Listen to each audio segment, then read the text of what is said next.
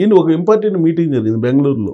అవును. ఇద్దరు యువ నేతల మధ్య, యువ నేతలు కాదు వాళ్ళిద్దరి మధ్య. ఏంటి అసలు సీక్రెట్? మీకు ఏమన్నా? సీక్రెట్ కాదు, కానీ ఏదైనా ఎవరికాళ్ళు రేవంత్ రెడ్డి గారు చంద్రబాబు గారు అన్ని రకాలుగా జాగ్రత్తగా ఉండటం మంచిది అంతేనంటారా?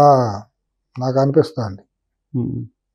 అంటే జాగ్రత్త అంటే భద్రత పరంగా, దాన్ని మీరు ఆ రకంగా పొలిటికల్ గానా భద్రత పరంగా దాని కొటేషన్ లో పెట్టుకొని జాగ్రత్తగా ఉండమని చెప్పామండి. మీరు దాన్ని అర్థం చేసుకునే వాళ్ళు అర్థం చేసుకుంటారు. విస్తృత అర్థం అవుతుంది అంటే దాన్ని పెడార్థాలు తీసుకుంటే పెడార్థాలు, గూఢార్థాలు తీసుకుంటే గూఢార్థాలు.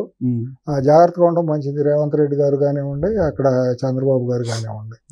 మీరు ఆ మాట అంటే నాకు ఈ మధ్య మైదాన ప్రాంతంలో ఏదో కొంతమంది దొరికితే అదుపులో తీసుకుని, నేను ఆ రోజు మీకు చెప్పాను, గుర్తుందా? ఫస్ట్ పర్సన్ నేనే మీకు పోస్ట్ మీకు పంపించాను మెసేజ్. దీంట్లో జాగ్రత్తగా ఆలోచించాలని చెప్తే కొంతమంది అవునా అన్నారు, కొంతమంది కామెడీనా అన్నారు. ఏమీ లేదు.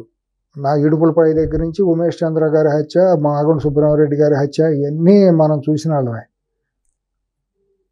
మావోయిస్టుల పేరుతో జరిగిన చాలా హత్యలన్నీ కూడా. కాబట్టి ఇది ఒక బ్రెజిల్, ఇటలీ మాఫియా లాంటి మాఫియాలు ఇక్కడ రాజ్యం వెళ్తున్నాయి తెర వెనక.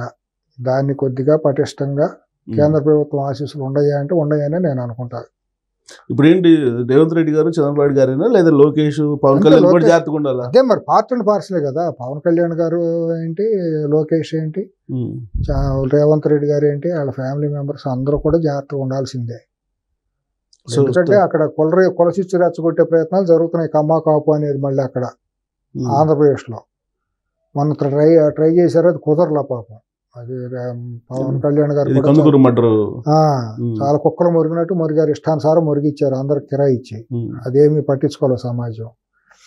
ఇక్కడ కూడా రేవంత్ రెడ్డి గారికి వ్యతిరేకంగా తీవ్రమైన అవమానకరమైన రీతిలో భాష జరుగుతుంది, సోషల్ మీడియాలో కానివ్వండి, బయట కానివ్వండి. ఆయన ఒక్కడే ఒంటరి పోరాటం చేస్తున్నాడు. మరి పాపం ఆయనకి పార్టీలో కూడా అంతర్గతంగా సపోర్ట్ బలంగా దొరకటల్లా. మరి ఇవన్నీ చూస్తుంటే వాళ్ళ దగ్గర డబ్బు అక్రమంగా దోసుకున్న లక్షల కోట్ల డబ్బు ఉంది. ఏమైనా చేయగలరు అంతర్జాతీయ మాఫియాతో కలిసి. వాళ్ళకి చట్టం అంటే గౌరవం లేదు, రాజ్యాంగం అంటే విలువ లేదు, కోర్టులు అంటే అసలు ఏమాత్రం తృణప్రాయం. కాబట్టి రెండు అది ఇక్కడ వాళ్ళు అక్కడ వాళ్ళు ఇద్దరికే అంతే. కాబట్టి అటువంటి వాళ్ళతో ఎప్పటికైనా పాలకులు జాగ్రత్తగా మసులుకొని ఇంటెలిజెన్స్ కొద్దిగా అలర్ట్ చేసుకుంటేనే బాగుంటుంది. సో ఇంటెలిజెన్స్ మీరు చెప్పిన యాంగిల్లో 100% చూడాల్సిందే. చూసే ఉంటారో నాకు తెలియదు, మీరు అడిగారు కాబట్టి నేను చెబుతున్నా, చూడాలని చెబుతున్నా. చూసి ఉంటే మంచిది, చూడకపోతే ఆ కోణంలో అటు ఫోకస్ చేయాల్సిన పరిస్థితి ఉంటుంది. సో ఇప్పుడు ఈ పైరసీ కానీ ఇలాంటి వాటి మీద చూడమంటారు పోలీసు? పైరసీది అంతండి. ఆఫ్టర్ ఆల్ దాని మూలాన సమాజానికి వచ్చే నష్టం ఏముందండి? ఏమీ జరగలేదు. అసలు చూడాల్సింది చూడమంటారు. సమాజానికి పైరసీ మూలాన ఏమాత్రం నష్టం జరగల. జరిగితే కొంతమంది సినిమా నిర్మాతలకు కొద్దిగా ఎక్కువ డబ్బులు వచ్చాయి, తక్కువ వచ్చి ఉండొచ్చు. సినిమా ఫ్లాప్ అయిన సినిమాలకు దాని మూలాన పోయిందని చెప్పుకుని ఇది చేయడానికి ఉపయోగపడింది తప్పించి అసలు ఏం కాదు. దాని మూలాన వచ్చేది లేదు, పోయేది లేదు. పైరసీ మూలాన్ని నష్టపోయిన నిర్మాతలు ఉన్నాడని నేను అనుకున్నాను. సరైన ఆరోగ్యకరమైన సినిమా తీసి పైరసీ మూలాన్ని నష్టపోయిన సినిమా నిర్మాత ఎవడన్నా ఉన్నాడంటే నేను ఒప్పుకోను. సో ఫైనల్గా సినిమా ఇండస్ట్రీ ఏపీకి వెళ్తుందా ఇకనైనా? ఎలాగో సమస్య లేదు. కానీ అక్కడ కలెక్షన్స్ మాత్రం కావాలి, డబ్బులు కావాలి. ఆ రాష్ట్రం వంటి వీళ్ళకి అవసరం లేదు.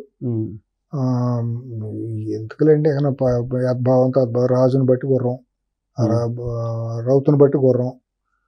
అట్టగా అక్కడ పాలకులకి చంద్రబాబు గారు అంటే సినిమా వాళ్ళకి అలుసండి. మీకు తెలియదు ఆ మాట అంటే కొద్దిగా చాలా మందికి బాధ అనిపిస్తుంది.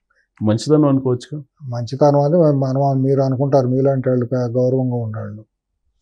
వాళ్ళకి చేతకాంతనం కాదు కదా, వీళ్ళకి బాధ్యత ఉండదు కదా. ఫస్ట్ బాధ్యత ఎందుకు ఉంటుందండి? సంఘ విద్రోహులకు బాధ్యత ఉంటుందా?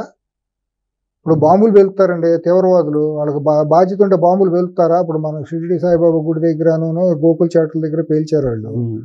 వాళ్ళు చేసేది విధ్వంసమే. సో వాళ్ళలాగానే వీళ్ళు అంతే. తేడా ఏముంది? వీళ్ళు విధ్వంసం చేస్తున్నారు, సామాజిక విధ్వంసం సినిమాల పేరుతో. కుటుంబాలు యువతను చెడగొడుతున్నారు డబ్బు కోసం. అదే స్టూడియోలు ఇస్తామంటే వైజాగ్ లో వెళ్తారు, అక్కడ ఉంటారు, ఇక్కడ ఉంటారు, అంతే తప్ప ఇక్కడి నుంచి అయితే కదలు. ఏమండి సుబ్బారావు గారు, నేను ఒకటి చెప్పిన, 2014లోనే చంద్రబాబు గారు తప్పుడు అడుగు వేశారు సినిమా వాళ్ళని ట్యాకిల్ చేయటంలో. ఆయన చేసిన పద్ధతి బాగాలేదు. ఈ మాట అంటే చాలా మంది తెలుగుదేశం తమ్ముడు బాధ అనిపించవచ్చు. సో ఇప్పుడు సినిమా ఒక నిజాయితీ నిబద్ధత ఆయనకేంటంటే పెద్దరకం. 2 రాష్ట్రాలు మనయ్యే కదా, 2 తెలుగు జాతి మనదే కదా అనేది ఉంటుంది. ఆయన ఇండస్ట్రీ ఒకటే కదా, మనం కొడితే దెబ్బతినిపోతారు పాపం, బాగోదు అనేది పెద్దరకం అయింది. అందరూ బాగుండాలి అని పెద్ద మనసు చేసుకుని ఉన్నాడు. అది వీళ్ళకి చేతకాంతనంగా అయిపోతుంది. మేము చిటికేస్తే చంద్రబాబు మా ఇంటి దగ్గరకు వచ్చి వాలిపోతాడు అన్న ఫీలింగ్ లో వీళ్ళు ఉంటున్నారు. అదే సీట్లో కనుక ఇంకా వేరే ముఖ్యమంత్రి ఉండుంటే 2014లో ఆంధ్రప్రదేశ్లో తీసిన సినిమాలకు మాత్రమే నేను ఏదైనా రాయితీ ఇస్తా, ఇక్కడ పూర్తిగా 100% ఇక్కడే డబ్బింగ్ షూటింగ్లు అన్నీ ఇక్కడే జరగాలి, ఇక్కడ జరిగిన సినిమాలకు మాత్రమే ఇక్కడ ట్యాక్స్ ఏదైనా రాయితీ ఇస్తా, బయట రాష్ట్రాల్లో తీసుకొచ్చిన ఎక్కడ తీసిన సినిమాలకైనా 200% ట్యాక్స్ చేస్తున్నానంటే పెట్టే బేడా సర్దుకుని వెళ్ళేవాడు ఆగేవాడు అండి. ఆ కొత్త టాలెంట్ అక్కడ డెవలప్ అయ్యేదండి. అక్కడ ఏం కళాకారులు లేరా, స్టేజ్ ఆర్టిస్టులు లేరా, అందమైన యువత లేదా, రచయితలు లేరా? ఇప్పుడు వీళ్ళ అవసరం అసలు ఉందా ఆ రాష్ట్రానికి? అవసరం లేదండి, తెలుగు జాతికే లేదండి. వీళ్ళ మూలాన కొత్త ఆర్ట్ ఫామ్ తయారవుతుంది, కొత్త నోట్లు వస్తారు. ఏం పీకేది ఏమీ లేదు. వీళ్ళు తాతల పేర్లు, మా కుటుంబాల పేర్లు, కులాల పేర్లు పెట్టుకుని, బాబాయిల పేర్లు, మామయ్యల పేర్లు పెట్టుకుని వీళ్ళు బతకటమే తప్పించి వీళ్ళకంటూ వసుదా ఏమీ లేదు. ఈ ఫ్యాన్ బేస్ కోల్చడం 5 నిమిషాల పని ప్రభుత్వం తలుచుకుంటే. చిత్తశుద్ధమైన ముఖ్యమంత్రి ఉంటే 5 నిమిషాల్లో వీళ్ళ కకావికలు చేసేయచ్చు. వీళ్ళేం పెద్ద వీళ్ళ మూలాన సమాజానికి ఏమీ ఇదవదు. పార్టీలు ఏం కూలిపోవు, ప్రభుత్వాలు కూలిపోవు. వీళ్ళ మూలానికి వచ్చే అన్రెస్ట్ ఏమీ లేదు. ఇంతకంటే తీవ్రమైన అన్రెస్ట్ అక్కడ వైసీపీ మూలాన, ఇక్కడ బీఆర్ఎస్ మూలాన వస్తుంది సమాజానికి. వీళ్ళు అసలు ఆటలు అరటుకోండి. ఇవన్నీ సినిమా వాళ్ళకి పెద్ద లెక్కే ఉందండి. నేను ఇందాక చెప్పి జాలిపడాలని. అక్కడ ప్రభుత్వాలు కనుక మేము ఇస్తాము, ఇక్కడ తీసే సినిమా వాళ్ళకి మేము స్టూడియోలు ఇస్తాము, కండిషన్ పెట్టి ఇక్కడ తీసే సినిమాలే మేము రాయితీలు ఇస్తాం, బయట తీసే సినిమాలకు 200% టికెట్ రేట్ల మీద డబ్బులు వేస్తాము అని అంటే దెబ్బకి దుకాణాలు మూసేస్తారు. ఇక్కడ ఉండేవాళ్ళు ఇక్కడ ఉంటారు. తెలంగాణలో ఉండే టాలెంట్ ఇక్కడ డెవలప్ అవుతుంది. నష్టం ఏం పోయిందండి? 4 కుటుంబాలు 10 కుటుంబాల మధ్య ఉండాలి సినిమా అనేది. కొత్త టాలెంట్ రావటానికి అవకాశం రాకూడదా? కొత్త తరం ఎక్కడికే వస్తుంది. తెలంగాణలో కూడా చాలామంది యువత బయటకు వస్తారు, దర్శకులుగా, మ్యూజిషియన్స్గా. అట్లాగే ఆంధ్రప్రదేశ్లో కూడా ఈ తీరం నుంచి ఆ తీరం వరకు ఎంతోమంది కవులు, కళాకారులు, నటులు ఉన్నారు. అక్కడ అవకాశాలు వస్తాయి. అక్కడ సీనిక్ బ్యూటీ చాలా ఉన్నాయి. గోదావరి అందాలు, సముద్ర తీరం ఎన్ని లేవు అక్కడ. బ్యూటిఫుల్ ప్లేసెస్ ఎన్ని లేవు తీయాలంటే. ఇక్కడ అట్లాగే ఇక్కడ వాళ్ళు ఇక్కడ తీసుకుంటారు, ఇక్కడ నేటివిటీకి తగ్గట్టు ఇక్కడ తీసుకుంటారు. తెలంగాణ సినిమాలు, ఇక్కడ మాతృకు సంబంధించిన సినిమాలు ఇక్కడ వస్తాయి. బలవంతంగా ఇక్కడ ఎందుకు ఉంచాలండి? వీళ్ళకి ఎందుకంత కనికరం ఉండాలి వీళ్ళ మీద? మనకి ప్రభుత్వాలు తీసుకోవాల్సిన చర్యలు ఇక్కడ రేవంత్ రెడ్డి గారిది ఏం పెద్ద ఇదేం లేదు. అక్కడ చంద్రబాబు గారు ఆ రకంగా తీసుకోవాలి, లోకేష్ వాళ్ళందరూ. ఇక్కడ భవిష్యత్తులో కూడా నేను కోరుకునేది ఏంటంటే చంద్రబాబు గారిని, ఇక్కడ రేవంత్ రెడ్డి గారిని, వీళ్ళందరినీ మీరు అనవసరంగా సినిమాలకి రాయితీలు ఇవ్వటం అనేది తప్పు. రైతులకు ద్రోహం జరుగుతుంది. మీరు ఇచ్చే రాయితీలు ఏమన్నా రైతన్నలకు ఇవ్వండి.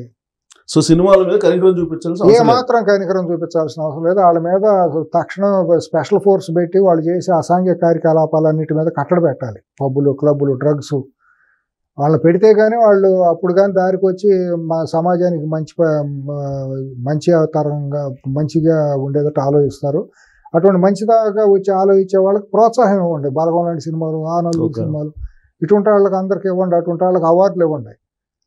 అటువంటి వాళ్ళని ప్రోత్సహించండి. అటువంటి చిన్న సినిమాలు వచ్చి బాగా ప్రజాదరణ పొందిన తర్వాత వాళ్ళకి ఏమైనా ఇన్సెంటివ్స్ ఇవ్వండి. దాని మూలాన కళాకారులు ప్రోత్సాహం లభిస్తుంది. కొన్ని కుటుంబాలకు మనం ఇదిలే చేసినట్టు దాసోహం అన్నట్టు ఉండకూడదు. కళ అనేది కొన్ని కుటుంబాల సొత్తు కాదు, కొన్ని కులాల సొత్తు కాదు, కొన్ని ప్రాంతాల సొత్తు కూడా కాదు. కళ అనేది యూనివర్స్ ఫామ్. అది అందరికీ చెందాలి. ఈ కుటుంబాల గుప్పిట నుంచి బందీ చెర నుంచి బయటపడాలి కళామ తల్లి. ఈ కళామ తల్లికి రొమ్ముకు మీద క్యాన్సర్ గడ్డల్లాగా, రొమ్ము కురుపులాగా తయారయ్యి కొన్ని కుటుంబాలు ఇక్కడ పట్టి పీడిస్తున్నారు. వీళ్ళందరూ తెలుగు కళామ తల్లికి ద్రోహం చేస్తున్నారు. పేరుకి కళామ తల్లి అని చెబుతారు, చేసేయని ద్రోహం పొందే కళామ తల్లి. కాబట్టి నాకైతే ఎటువంటి ఇది లేదు, నా అనుభవంతో చెబుతున్నానండి. వాళ్ళ మీద ద్వేషం లేదు, ద్వేషం ఉండాల్సిన అంత అర్హత కూడా ఇది కూడా వాళ్ళకి అర్హత లేదు. నా ద్వేషానికి గురయ్యేంత ఇది కూడా లేదు. కాబట్టి అందరూ బాగుండాలి, ప్రజలు బాగుండాలి, రైతన్నలు బాగుండాలి, జవాన్లు బాగుండాలి, పోలీసులు బాగుండాలి, యువత బాగుండాలి, యువత భవిష్యత్తు బాగుండాలి అని కోరుకుంటాను. ఈ మాటలు తప్పించి నాకు వేరే ఉద్దేశం ఏమీ లేదు. రైట్ సార్, నమస్కారం.